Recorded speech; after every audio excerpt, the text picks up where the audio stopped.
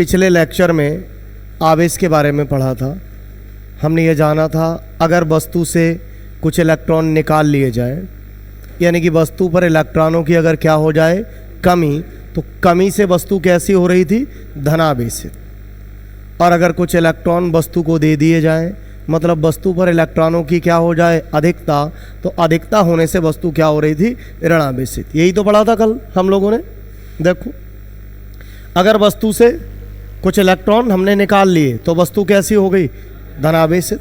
अगर वस्तु को हमने कुछ इलेक्ट्रॉन दे दिए तो वस्तु कैसी हो गई, ऋणावेशित। अब इससे संबंधित कुछ बातें और देखो, कितने पॉइंट थे, पॉइंट नंबर 3, पॉइंट नंबर 4 देखो।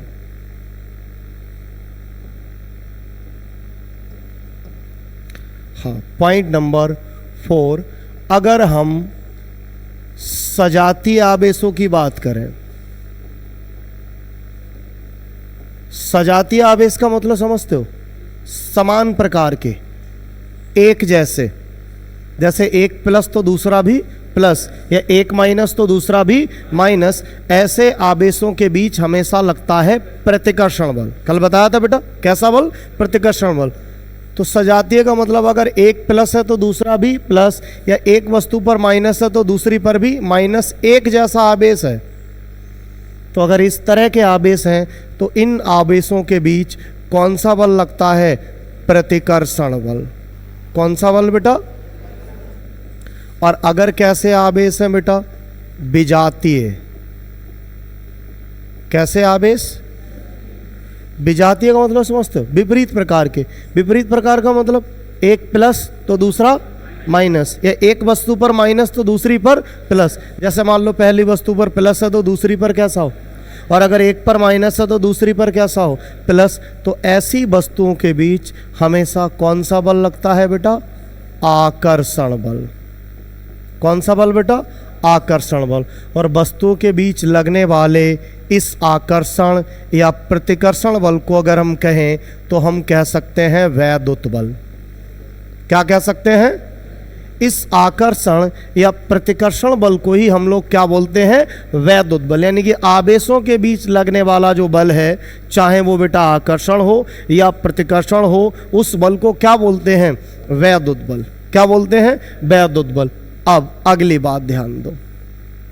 अच्छा ये तो पता चल गया, अगर एक वस्तु कैसी है, प्लस की या माइनस की, तो वो समान प्रकार की वस्तु को क्या करेगी, प्रतिकर्षित। लेकिन विपरीत प्रकार के आवेशित वस्तु को क्या करेगी, आकर्षित। लेकिन अगर मैं ये कहूं एक वस्तु कैसी है, आवेशित। कैसी है, आवेशित। अब आवेशित चाहे वो प्लस हो या बेटा कैसी हो, माइनस, दोनों की बात कर रहा हूं। आवेशित है, चाहे धनावेशित चाहे ऋणावेशित, और इसके सामने दूसरी वस्तु रखी है अनावेशित। कैसी है, अनावेशित का मतलब जिस पर कोई आवेश नहीं है, उदासीन है, मतलब जिस पर आवेश नहीं है। तो इनके बीच कौन सा बल लगेगा भाई, आवेशित है अगर समान प्रकार के हैं तो प्रतिकर्षण बल, विपरीत प्रकार के हैं तो आकर्षण बल। लेकिन अगर एक वस्तु आवेशित है और दूसरी कैसी है, अनावेशित है, तो इनके बीच भी बेटा बल लगता है। कौन सा बल लगता है, आवेशित वस्तु अनावेशित वस्तु को सदैव अपनी ओर आकर्षित करती है।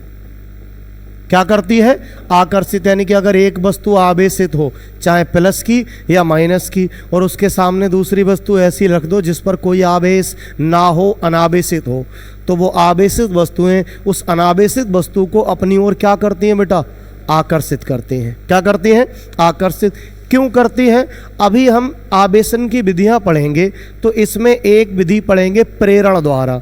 तो प्रेरण द्वारा होता क्या है, अगर प्लस वाली वस्तु के सामने कोई दूसरी वस्तु रखो तो उसकी सामने वाली सतह अपने आप कैसी हो जाती है, माइनस, और माइनस के सामने वाली सतह कैसी हो जाती है, प्लस। प्रेरण के कारण। किसके कारण, कैसे होता है अभी हम आगे समझेंगे बेटा।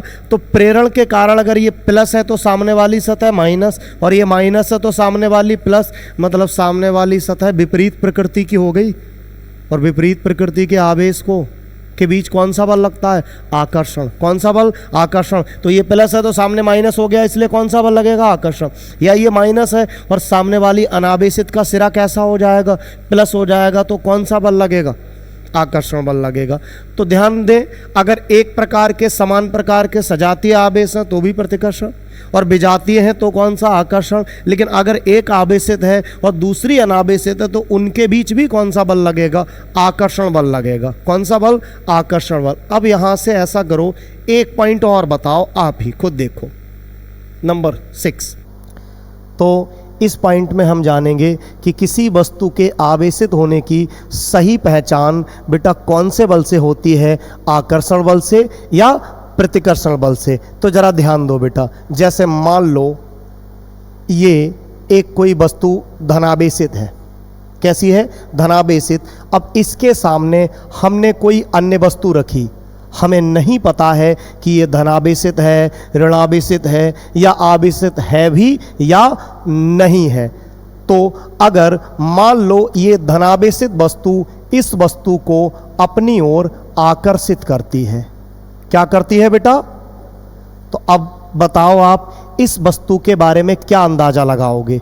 देखो, अगर ये धनावेशित है तो धनावेशित वस्तु इसे आकर्षित कर रही है, इसका मतलब है हो सकता है ये कैसी प्रकृति का रहा हो? विपरीत प्रकृति का। मतलब ये धनावेशित वस्तु इसे आकर्षित कर रही है तो हो सकता है ये वस्तु कैसी रही हो? ऋणावेशित। या हो सकता है बेटा एक संभावना और भी है, जो कोई भी आवेशित वस्तु है वो अनावेशित वस्तु को भी अपनी ओर क्या करती है? आकर्षित। इसका मतलब हो सकता है ये ऋणावेशित ना रही हो, बल्कि कैसी रही हो बेटा? अनावेशित। अनावेशित का मतलब हो सकता है इस पर कोई आवेश हो भी और हो सकता है नहीं भी हो। तो क्या बेटा बात क्लियर हो पाई? नहीं, बात में यहाँ कन्फ्यूजन हो गया। कन्फ्यूजन क्या हो गया? अगर ये धनावेशित वस्तु दूसरी वस्तु को अपनी ओर आकर्षित कर रही है तो इसमें ये हो सकता है कि हो सकता है वो ऋणावेशित हो या हो सकता है अनावेशित हो। मतलब इसमें कन्फ्यूजन हो गया कि वो विपरीत प्रकार की आवेशित हो भी सकती है और नहीं भी हो सकती है। तो बेटा इसका मतलब है आकर्षण बल से आवेशित होने की सही पहचान नहीं होती है। अब जरा प्रतिकर्षण बल पे चर्चा कर लो। मान लो ये कोई धनावेशित वस्तु है और इसने किसी दूसरी वस्तु को, अब इसको क्या किया? प्रतिकर्षित किया, यानी कि इस पर कौन सा बल लगाया बेटा? प्रतिकर्षण बल। अब बताओ इसके बारे में आप क्या भविष्यवाणी कर सकते हो? अगर ये प्लस वाली इसे प्रतिकर्षित कर रही है तो कन्फर्म है इस पर भी कैसा आवेश रहा होगा? प्लस। मतलब ये भी कैसी रही होगी? धनावेशित।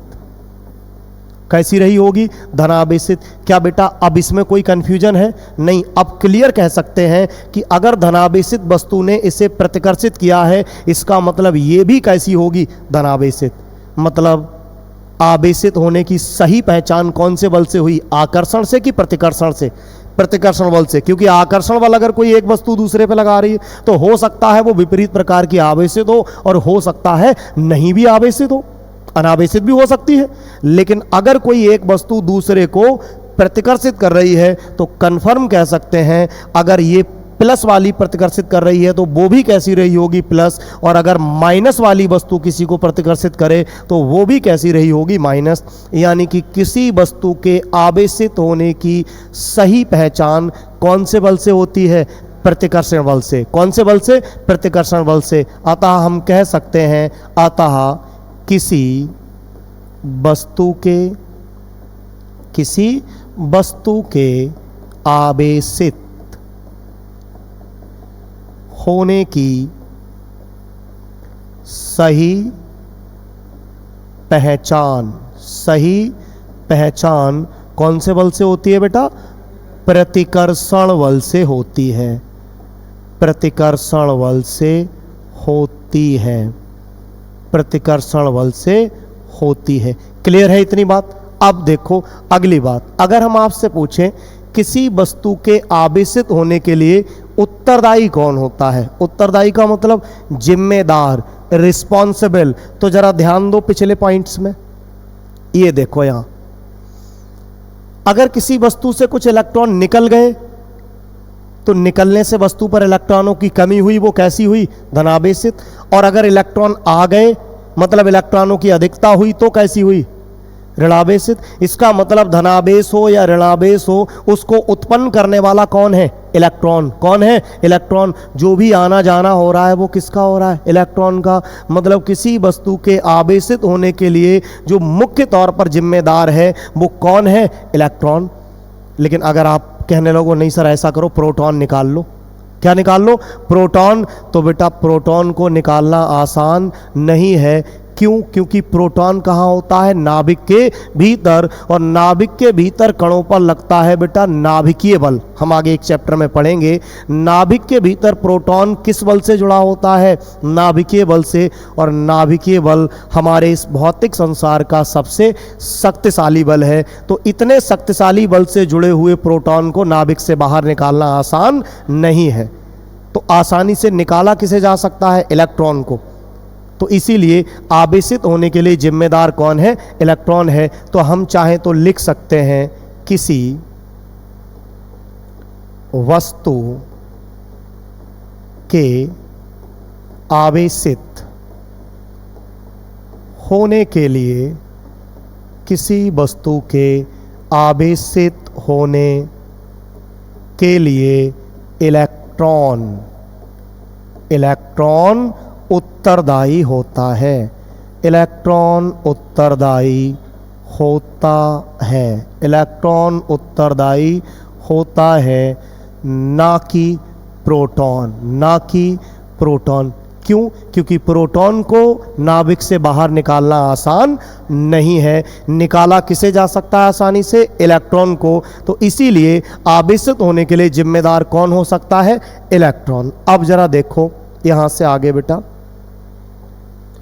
अब हम अगला टॉपिक पढ़ेंगे आवेशन की विधियां, मेथड्स ऑफ चार्जिंग। आवेशन की विधियां का मतलब है किसी वस्तु पर आवेश उत्पन्न करने के तरीके। आवेश उत्पन्न करने के तरीके। तो आवेश उत्पन्न करने के बेटा 3 तरीके होते हैं। कितने तरीके, 3 तरीके। पहला घर्षण द्वारा आवेशन, दूसरा चालन द्वारा आवेशन, और तीसरा प्रेरण द्वारा आवेशन। लेकिन इनमें से हमारे सिलेबस में सिर्फ पहला वाला है, घर्षण द्वारा आवेशन। बाकी 2 हमारे सिलेबस में नहीं है। तो बाकी 2 पर हम चर्चा तो करेंगे यहाँ, लेकिन वो हमारे सिलेबस में नहीं है। तो देखो बेटा, सबसे पहली विधि क्या है, घर्षण द्वारा आवेशन। अब घर्षण द्वारा आवेशन कैसे उत्पन्न होता है, देखो बेटा, जैसे ये एक वस्तु ये ले ली हमने,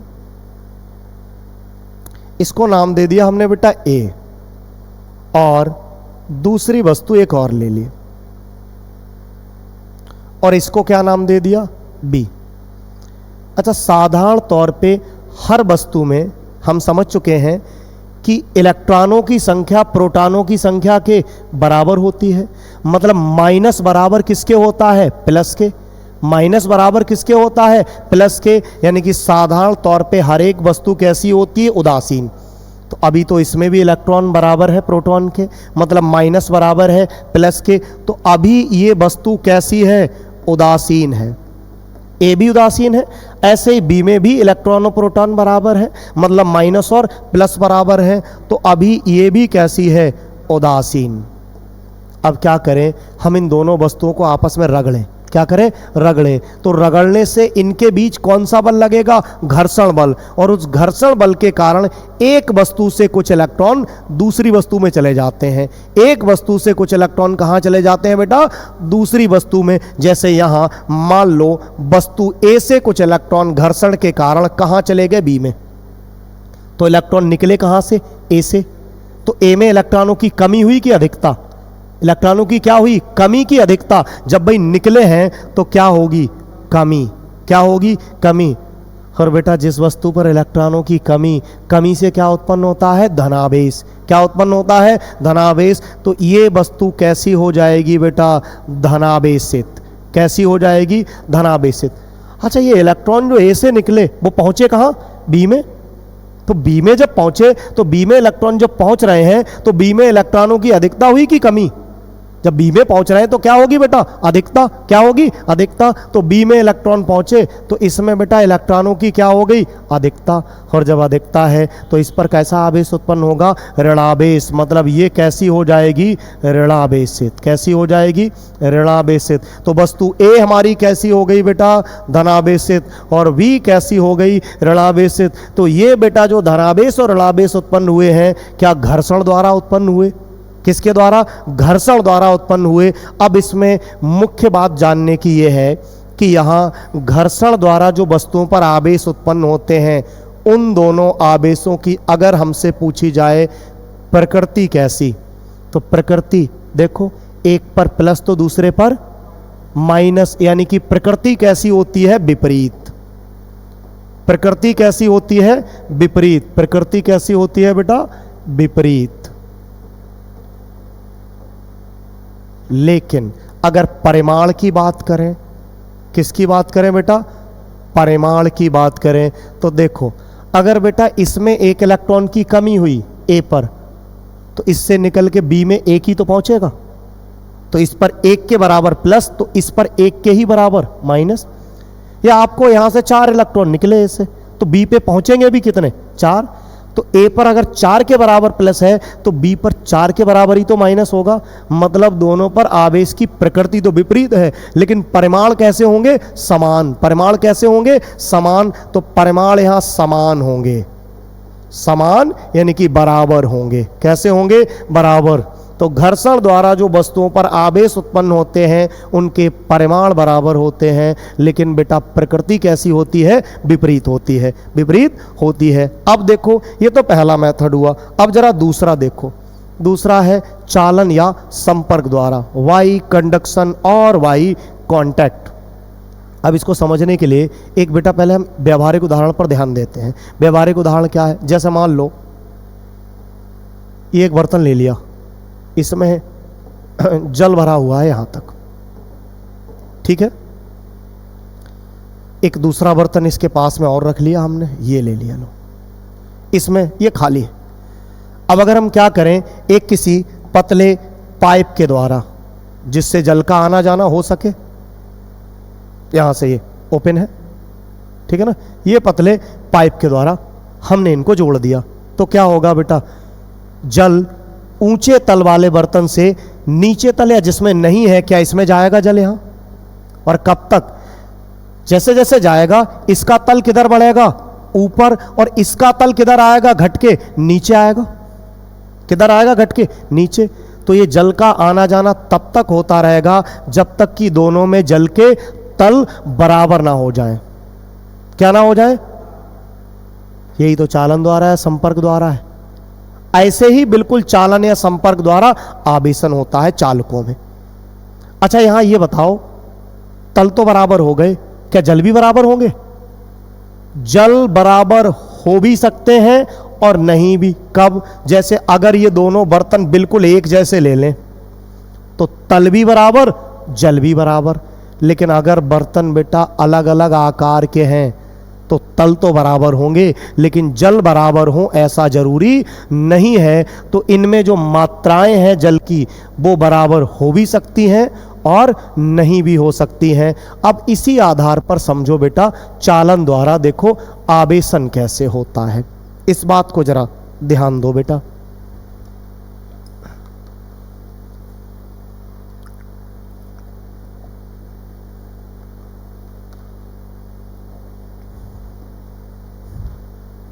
देखो समझो बेटा, ये एक वस्तु है जिस पर मान लो धनावेश है, ये धनावेशित वस्तु है।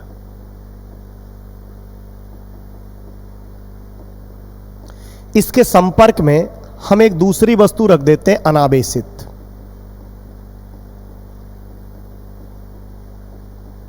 जैसे ये अनावेशित वस्तु इस धनावेशित वस्तु के संपर्क में रखेंगे, इसका जो धनावेश है वो धीरे धीरे कहाँ जाएगा, इस अनावेशित वस्तु में।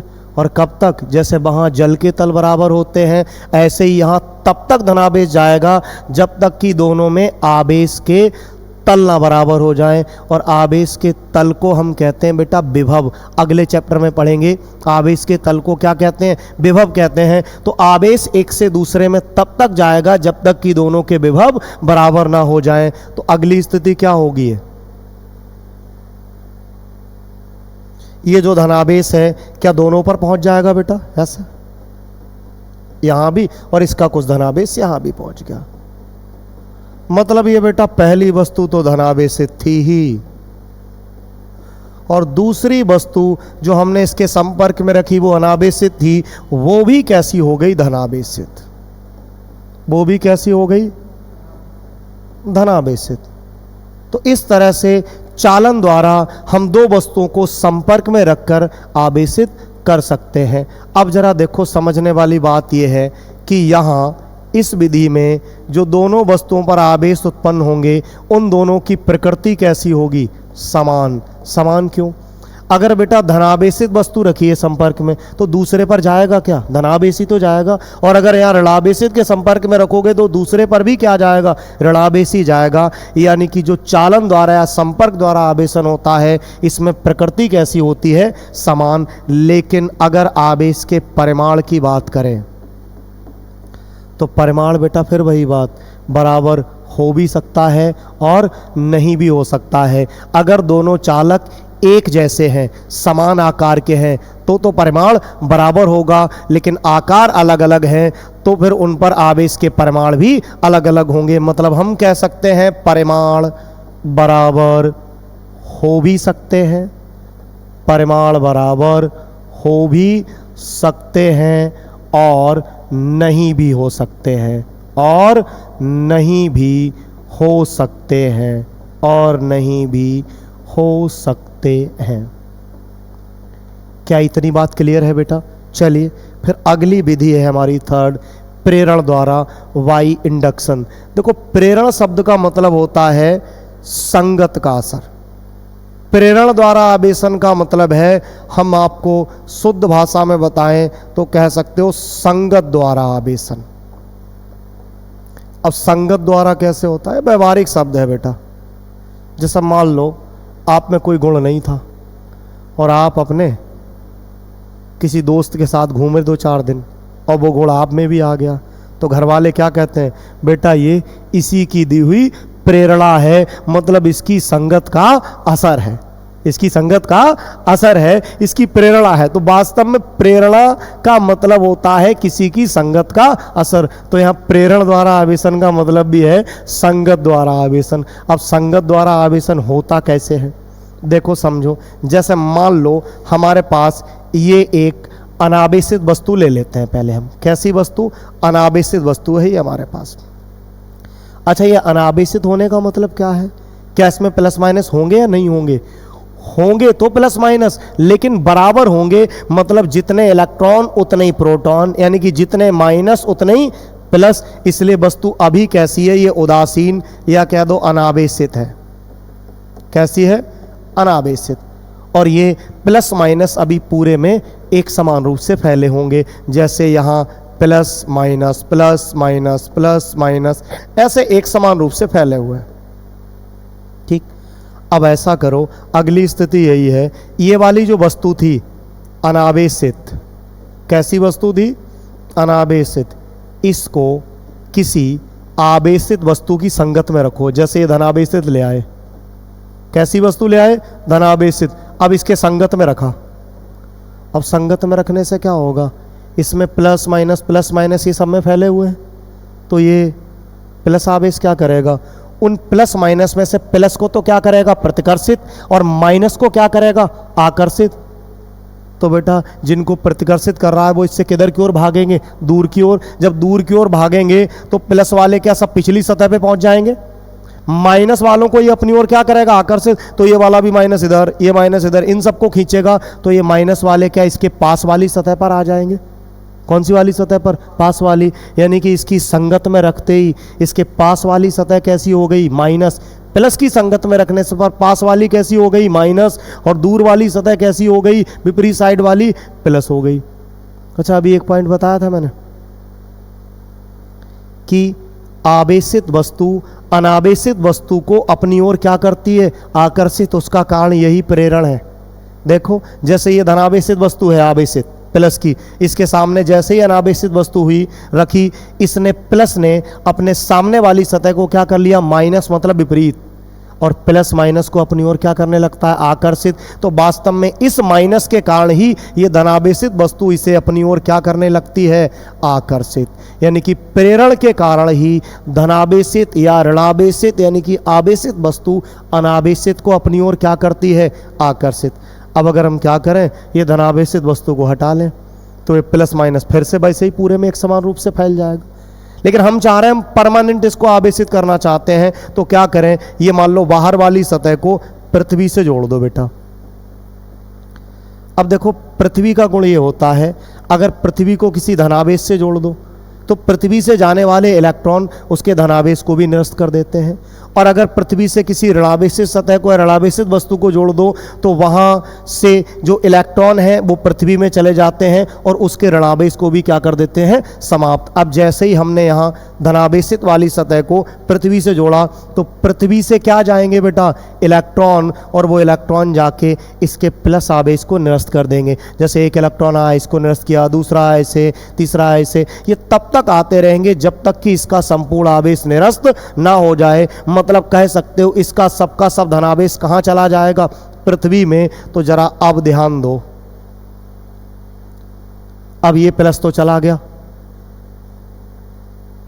पृथ्वी में, यहां बचा क्या? केवल माइनस। अभी ये धनावेशित वाली वस्तु रखे हुए हैं, ये तो पकड़े हुए अभी माइनस को दूर जाने नहीं दे रही।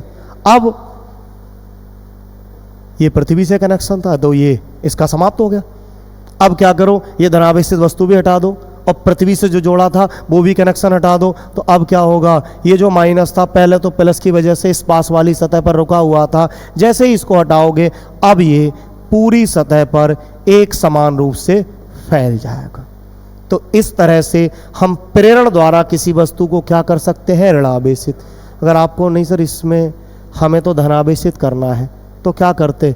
यहाँ वस्तु कैसी लाते? माइनस वाली। तो सामने वाली सतह ये होती प्लस, ये होती माइनस, फिर माइनस को पृथ्वी से जोड़ते और वो माइनस कहाँ चला जाता? पृथ्वी में। तो यहाँ क्या बचता? प्लस। क्या बचता? प्लस। तो इस तरह से लास्ट में जो वस्तु बचती वो कैसी होती? धनावेशित। कैसी होती? धनावेशित। इस तरह से हम वस्तुओं को प्रेरण द्वारा आवेशन कर सकते हैं। हाँ, अगली हेडिंग है हमारी मूल आवेश, फंडामेंटल चार्ज। फंडामेंटल चार्ज क्या होता है? किसी वस्तु पर जितना कम से कम आवेश हो सकता है। कैसा आवेश? कम से कम। किसी वस्तु पर संभव कम से कम, कम से कम या कम से कम को क्या कह सकते हो? न्यूनतम आवेश को ही क्या कहते हैं? मूल आवेश। क्या कहते हैं? अब आप कहोगे सर किसी वस्तु पर कम से कम आवेश कितना हो सकता है? आवेश उत्पन्न कैसे होता है? इलेक्ट्रॉन के निकलने से या इलेक्ट्रॉन के आने से? तो अगर एक इलेक्ट्रॉन निकलेगा तो एक इलेक्ट्रॉन के बराबर आवेश, और दो निकलेंगे तो दो के बराबर, तीन निकलेंगे तो ये अलग बात है, निकलेंगे तो प्लस और आएंगे तो माइनस। तो अगर हम चाहते हैं कम से कम आवेश उत्पन्न हो तो क्या कम से कम इलेक्ट्रॉन निकालें वस्तु से? कम से कम कितने इलेक्ट्रॉन निकाल सकते हो? एक। कम से कम भाई इलेक्ट्रॉन, पहली बात तो मूल कण है इलेक्ट्रॉन, प्रोटॉन, न्यूट्रॉन। मतलब इलेक्ट्रॉन जो है मूल कण है, मतलब इसको छोटे अन्य कणों में तोड़ना संभव नहीं है। तो कम से कम कितना इलेक्ट्रॉन निकालोगे? एक। या ऐसा कह सकते हो नहीं सर आधा तोड़ के निकाल लो। क्या ऐसा संभव है? नहीं। नहीं सर चौथाई निकाल लो, थोड़ा कम निकाल लो, थोड़ा सा तोड़ दो उसमें से। क्या ऐसा संभव है? नहीं। कम से कम कितना? एक। तो किसी वस्तु पर कम से कम आवेश एक इलेक्ट्रॉन के बराबर ही तो हो सकता है। तो जो कम से कम आवेश है, न्यूनतम आवेश है, वो किसके बराबर? इलेक्ट्रॉन या कह दो प्रोटॉन। उतना ही प्रोटॉन पे होता, इलेक्ट्रॉन या प्रोटॉन के आवेश के बराबर होगा, के आवेश के बराबर होगा। यानी कि किसी वस्तु पर जो कम से कम या न्यूनतम आवेश है वो इलेक्ट्रॉन या प्रोटॉन के आवेश के बराबर होता है, और इस कम से कम आवेश को ही क्या कहते हैं, मूल आवेश, और इसे प्रदर्शित किससे करते हैं, स्मॉल ई से। जैसे यहां देखो, वह न्यूनतम आवेश जो किसी वस्तु पर हो सकता है मूल आवेश कहलाता है, इसे स्मॉल ई से प्रदर्शित करते हैं। और हम लिखना चाहें तो इसका मान किसके बराबर बेटा, इलेक्ट्रॉन या प्रोटॉन के आवेश के बराबर होता है, बराबर होता है। जो इसका मान है वो किसके बराबर होगा, इलेक्ट्रॉन या प्रोटॉन के आवेश के बराबर। तो अगर ई के परिमाण की बात करें, ई का मान इलेक्ट्रॉन या प्रोटॉन के आवेश के बराबर, और इलेक्ट्रॉन या प्रोटॉन के आवेश का केवल परिमाण की बात करें तो कितना, 1.6 × 10⁻⁻19 कूलम। क्लियर है। तो इस आधार पर अगर हम कहें इलेक्ट्रॉन का आवेश लिखो ई के पदों में, किसका आवेश, इलेक्ट्रॉन का आवेश, तो इलेक्ट्रॉन का आवेश बेटा ही तो मूल आवेश कहलाता है, तो ई, लेकिन काय का, माइनस का। तो इलेक्ट्रॉन का आवेश कहीं लिखना है तो अगर मूल आवेश के पदों में तो क्या लिखेंगे, -e। और अगर हम अब आपसे कहें कि बेटा ई के पदों में प्रोटॉन का आवेश लिखो, तो प्रोटॉन का आवेश भी तो मूल आवेश के बराबर, लेकिन क्या, प्लस का ही। तो इलेक्ट्रॉन का आवेश कितना होता है बेटा, -e, और प्रोटॉन का आवेश कितना होता है, प्लस का ही। क्या इतनी बातें क्लियर हैं। अगली बात आ जाओ, आवेश का क्वांटीकरण या आवेश की परमाणुकता, या कह सकते हैं क्वांटाइजेशन ऑफ चार्ज। देखो क्वांटीकरण का मतलब क्या है, क्वांटीकरण का मतलब है निश्चित मात्रा, कुछ निश्चित मात्राओं में। अगर कोई वस्तु ऐसी है जो केवल कुछ निश्चित मात्राओं में ही संभव हो सकती है, तो वो गुण ही उसका क्या कहलाता है, क्वांटीकरण। क्या कहलाता है। जैसे आप पेन की बात कर लो, अगर आप में से किसी से पूछे कितने पेन है बेटा आपके पास, तो या तो कितने बताओगे, 1 या 2 या 3, या मतलब पूर्णांक संख्या ही तो बताओगे। या ऐसा कोई कह सकता है, नहीं सर मेरे पास 2.5 पेन है ना। कोई कहेगा मेरे पास सर 3.5 लाया हूं मैंने, आधा एक में से और तोड़ लाया था। क्या ऐसा संभव है, क्या कहोगे। या कभी दुकान पे गए, ऐसा करो मुझे 2.5 पेन दे दो, है ना, आधा नीला दे दो, 2 काले दे दो। क्या ऐसा कर सकते हो, नहीं संभव है ना। तो इसका मतलब पेनों में क्वांटीकरण का नियम लागू होता है, लेकिन हाँ कुछ में नहीं भी लागू होता है। जैसे चीनी लेने जाओ, आप 1 किलो ले लो, आधा किलो ले लो, पौन किलो ले लो, 250 ग्राम ले लो, है ना, कितना भी मात्रा संभव है उसमें। क्या कोई निश्चित मात्राएं है उसकी कि इतनी ले सकते हो, क्या कहीं लिखा 1 किलो ले सकते हो या 2 किलो या 3 किलो, ऐसा कुछ है क्या, नहीं। तो उसमें क्वांटीकरण लागू नहीं होता। तो क्वांटीकरण का मतलब जहां भी किसी के क्वांटीकरण का नियम आ जाए, ऐसे समझ लो ये फिर पदार्थ कुछ निश्चित मात्राओं में ही हो सकता है।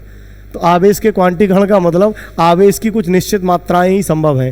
कौन कौन सी, जैसे किसी वस्तु पर अगर हम आवेश की मात्रा की बात करें Q बराबर, तो कम से कम कितना आवेश हो सकता है, 1 इलेक्ट्रॉन के बराबर। और 1 इलेक्ट्रॉन के आवेश को मूल आवेश कह दिया, ई से लिख लिया, मतलब कम से कम आवेश कितना हो सकता है, ई, या चाहे तो 1 ही लिख ले, बात तो वही है। अभी अलग बात है अगर इलेक्ट्रॉन ये निकला होगा तो प्लस का होगा, दिया होगा तो माइनस का, वो तो बात हमें थ्योरी से क्लियर है। अच्छा अगर मैं कहूं इससे अगला मान कौन सा संभव है, तो 1 इलेक्ट्रॉन निकाला तो 1 ही। अच्छा 1 से ज्यादा कितने निकाल सकते हो, 2 या 1.5 पौने 2 भी निकाल लोगे, 2 ही तो निकाल सकते हो। जब 2 निकालेंगे तो अगला जो संभव आवेश है वो 2 इलेक्ट्रॉनों के बराबर, यानी कि 2 ही। अच्छा कोई कहे नहीं हमें तो इससे ज्यादा उत्पन्न करना है, तो 2 से ज्यादा कितने, 3, तो आवेश कितना आएगा, 3 ही, या कितना आएगा, 4 ही डैश डैश डैश। क्या इनके बीच में कोई संभव है, 1 और 2 के बीच में, 1.25, 1.5, पौने 2, 2 और 3 के बीच में 2.25, 2.5, पौने 3, 3.25, 4.25, 5.25, बीच के मान कोई संभव है क्या, नहीं संभव है। यानी कि कुछ निश्चित मात्राएं ही संभव है। और ये गुण ही आवेश का क्या कहलाता है, क्वांटीकरण या परमाणुकता। अब थ्योरेटिकली कैसे लिखोगे, ई क्या है, मूल आवेश, और किसी वस्तु पर आवेश की मात्रा इस मूल आवेश की या तो कितने गुनी, 1 गुनी या 2 गुनी या 3 गुनी या 4 गुनी, मतलब पूर्णांक गुनी होगी। ये 1 2 3 4 पूर्णांक संख्याएं ही तो हैं। मतलब किसी वस्तु पर आवेश की मात्रा सदैव मूल आवेश की पूर्णांक गुनी, या बिल्कुल शुद्ध भाषा में कहो तो पूर्ण गुणज होती है। मतलब पूर्णांक संख्या के गुणा में होती है, मूल आवेश के पूर्णांक संख्या गुणा में होगी।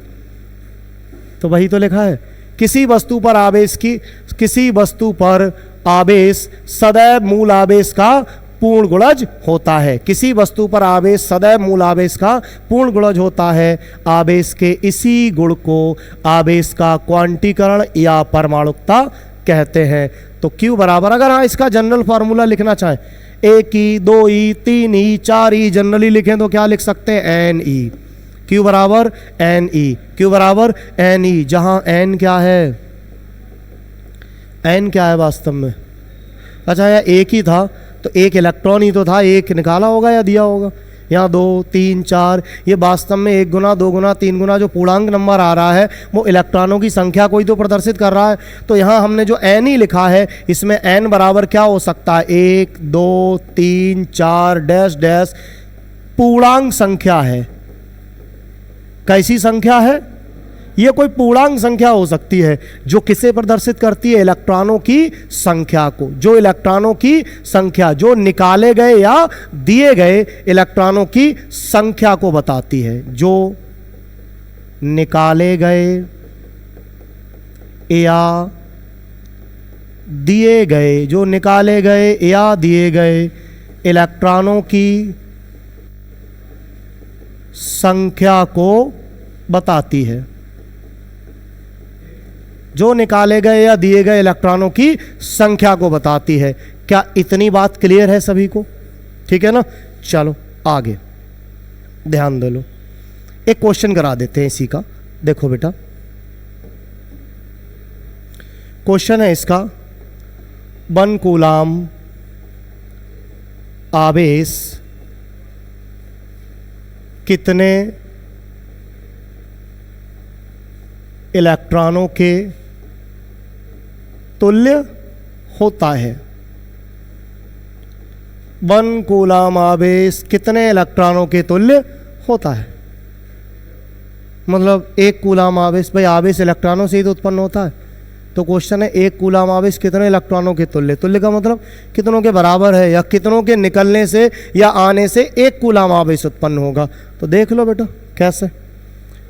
देखो न्यूमेरिकल को सॉल्व करने का तरीका, सबसे पहले क्या दिया है वो नोट करो, फिर क्या निकालना है वो नोट करो। इतना करने के बाद उम्मीद ये है कि आपको इतना देख के पता चल जाएगा अब इसमें कौन सा फार्मूला अप्लाई करना चाहिए हमें। तो देखो क्या दिया है, 1 कूलाम आवेश, मतलब आवेश का मान कितना है 1 कूलाम, और आवेश को किससे लिखते हैं, Q से। तो Q बराबर कितना हो गया, 1 कूलाम। 1 कूलाम आवेश कितने इलेक्ट्रॉनों के तुल्य है, मतलब इसके बदले में कितने इलेक्ट्रॉन निकाले जाए दिए जाए, कितने इलेक्ट्रॉनों के बराबर है। तो इलेक्ट्रॉनों की संख्या ही तो पूछिए, और अभी हमने इलेक्ट्रॉनों की संख्या को किससे लिखा था। तो हमें क्या ज्ञात करना है, n ज्ञात करना है। क्या ज्ञात करना है, n। अब अच्छा Q और n के मान दिए हैं तो आपको अंदाजा लग गया होगा क्या फार्मूला लगना चाहिए, Q बराबर n ही। फिर आप कहोगे ही, वो तो मूल आवेश है, निश्चित है, उसका मान आपको याद होना चाहिए। कितना, 1.6 गुणा 10 की घात -19 कूलाम, गुणा 10 की घात -19 कूलाम। तो अब देखो बेटा, Q बराबर NE से अगर हम n बराबर निकालें तो Q और अपॉन में क्या पहुंचा, E। देख लो बेटा, n बराबर Q का मान कितना, 1, E का मान आपके सामने है कितना, 1.6 गुणा 10 की घात -19। ये बेटा पॉइंट हटाओ, क्या एक 0 बढ़ा, ठीक। n बराबर ऊपर है 10, ये 10 की घात -19 ऊपर जाके +19, और बटे में कितने बचे बेटा, 16। कितने बचे, 16। लेकिन जनरली भाग करने के लिए ऊपर वाली संख्या ज़्यादा हो नीचे वाली कम हो तो ज़्यादा बढ़िया है।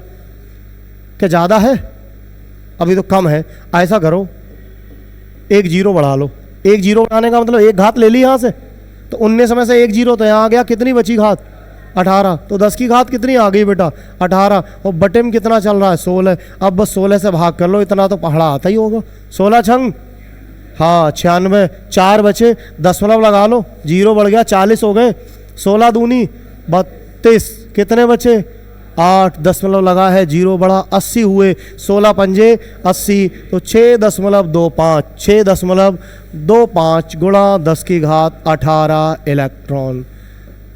ये 1 नंबर में क्वेश्चन डायरेक्टली खूब पूछा जाता है कि एक कूलाम आवेश कितने इलेक्ट्रॉनों के तुल्य होता है, ऑप्शन दिए होते हैं। तो ऑप्शन ध्यान रखना, ये वैल्यू याद रखना, 6.25 गुणा 10 की घात 18 इलेक्ट्रॉनों के बराबर होता है। इतनी बात क्लियर है। चलिए आगे बढ़ते हैं। अब एक तो क्वेश्चन ऐसा हुआ जिसमें क्या दिया? आवेश, और बदले में क्या पूछी? इलेक्ट्रॉनों की संख्या। दूसरा ऐसा हो सकता है जिसमें दी हो इलेक्ट्रॉनों की संख्या और पूछा क्या हो? आवेश। जैसे फॉर एग्जाम्पल, चलो लिख लेते हैं क्वेश्चन, देखो एक लिख लेते हैं। किसी चालक पर 500 इलेक्ट्रॉनों की अधिकता है। किसी चालक पर 500 इलेक्ट्रॉनों की क्या है बेटा? अधिकता है। 500 इलेक्ट्रॉनों की अधिकता है। चालक पर आवेश की मात्रा तथा प्रकृति बताओ। मात्रा तथा क्या बताओ बेटा? प्रकृति बताओ। ठीक है ना। अब देखो इसे सॉल्व करते हैं बेटा, है ना। सॉल्यूशन देखो, अब दिया क्या है?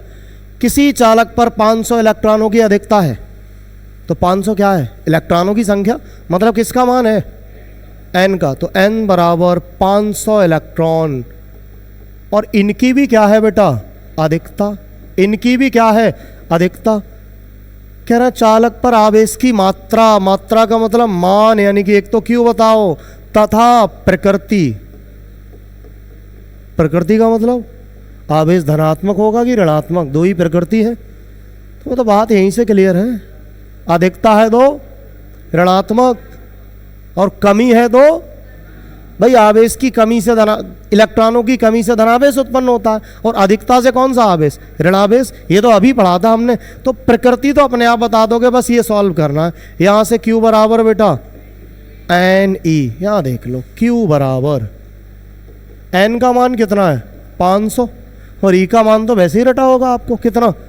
1.6 गुणा 10 की घात -19 कूलाम। सॉल्व कर लो बेटा, है ना। ये एक पॉइंट से एक जीरो कैंसिल हो गया भाई। ठीक, कितना हो गया? 16 पंजे, अरे 16 पंजे 80, और एक जीरो और, गुणा 10 की घात -19 कूलाम।